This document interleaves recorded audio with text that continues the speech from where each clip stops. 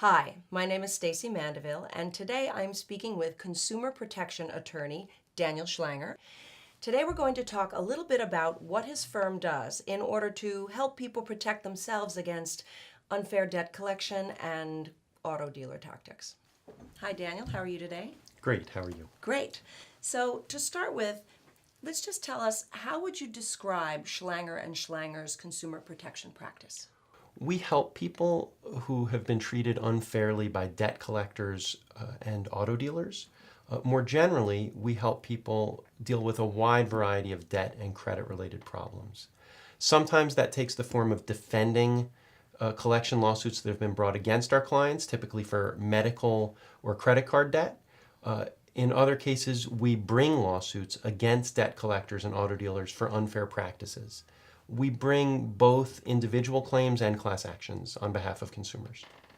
So, can you give me some specific examples of problems that you've helped people with? Sure.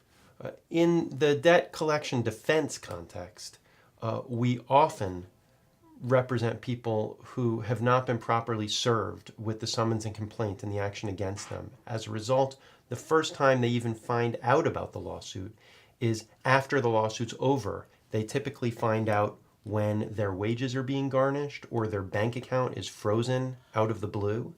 Wait. That happens? In New York, unfortunately, it happens all the time. New York has terrible problems with sewer service or other types of falsification of service of process, meaning that the lawsuit is commenced and the collector will represent to the court that the person has been properly served when in fact they've been served at an address that's years out of date or sometimes a completely phony address. We've had cases in which our clients have been quote unquote served at addresses that when you look into it are mailboxes, etc. Addresses that are empty lots because the building was torn down years prior. So unfortunately, it's a big problem. That's not, of course, the only type of case we deal with. We represent people who are being sued for money they don't owe. We represent people who are being sued on amounts that have been inflated by bogus fees and other charges. We represent people who are being sued beyond the statute of limitations, meaning the creditor waited too long to bring the lawsuit. We also represent people who are suffering from a wide variety of debt collector harassment. So, you're talking about debt collector harassment. What forms does that harassment take? What does that mean? Collection harassment can take a lot of different forms. I'll list a few of them just as examples.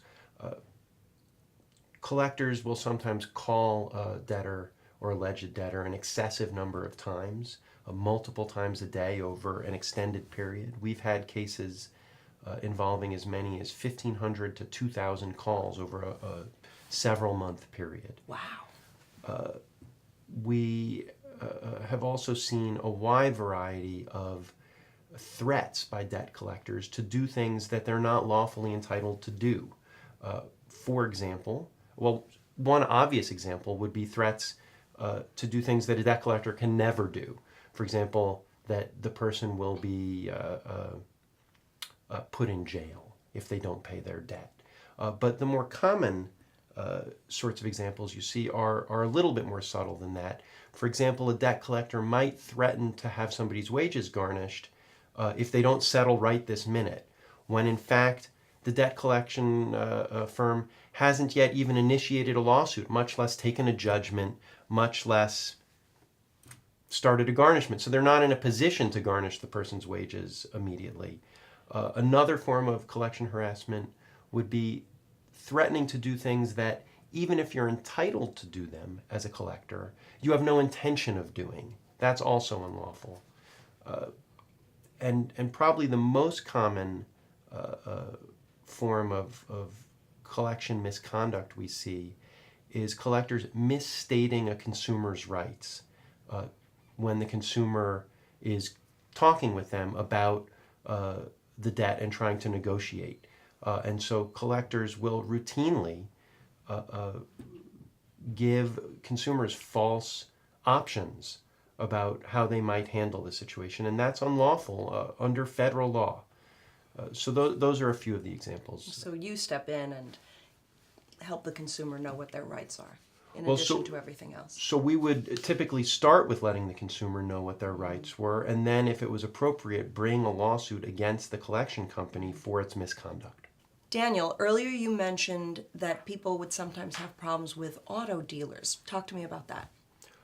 One of the core parts of our practice is helping people who are dealing with fraud in auto financing. And what that means is various ways that dealers will artificially inflate the cost of financing and hide that true cost from consumers. Okay, so tell me, how do they do that? They have many different ways of doing that. One common way is by inflating the cash price of the deal. So, for example, a consumer might come in after seeing an advertisement saying that a particular vehicle is on sale for $20,000. And when they get to the dealer will eventually explain to them that because of their supposedly poor credit or their lack of credit, the only way the deal can happen is if the price goes up, let's say to $25,000. So the consumer will purchase a vehicle, and purportedly it will be a $25,000 vehicle with a very low interest rate. But of course that's untrue. The true interest rate would need to include the $5,000 that the dealer piled on top of the regular price of the car. So that would be one example. Another would be, and it's very common in New York, is for the dealer to require the consumer as a condition of financing to purchase extras.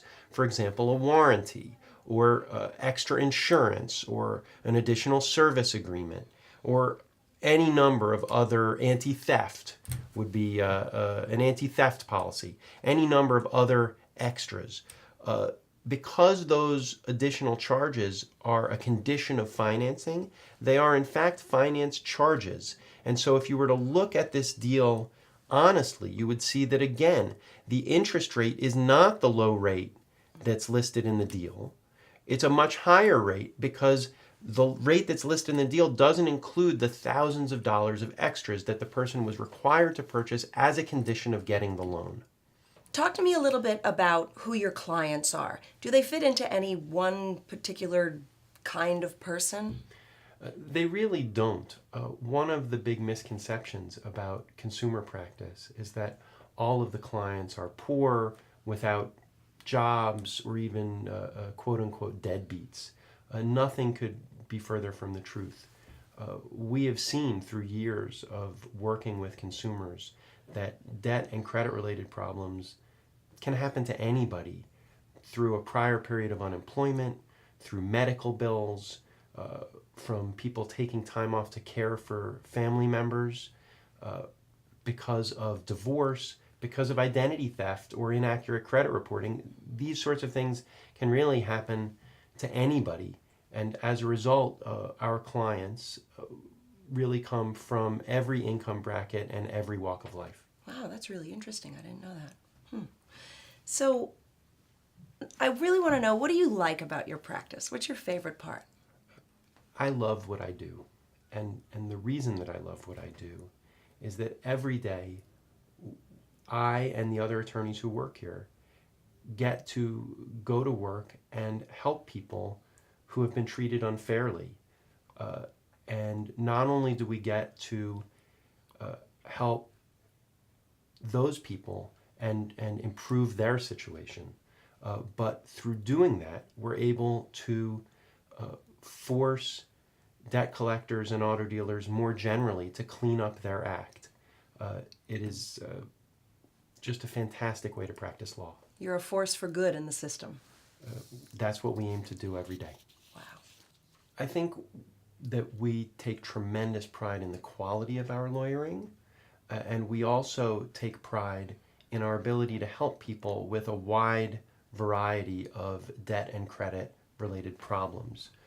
And what I mean by that is that we don't just handle bankruptcies, we don't just handle collection defense, we don't just handle bringing lawsuits under the Fair Debt Collection Practices Act. We do all of those things. And as a result, we can tailor our approach to a client's particular situation. If what they need to do is negotiate with a creditor, we can help them with that. If what makes sense is to sue that creditor in federal court, either individually or as a class action, we can do that as well. And I think the result is a firm that is able to better serve clients because we're not forcing clients into any particular box. Do you have any parting words of wisdom for our audience today? I do. I want folks to understand that the key to not being taken advantage of by auto dealers or debt collectors is knowing your rights. So if you think you've been treated unfairly, reach out to a consumer protection attorney, whether it's my firm or some other. You may have many more options than you realize.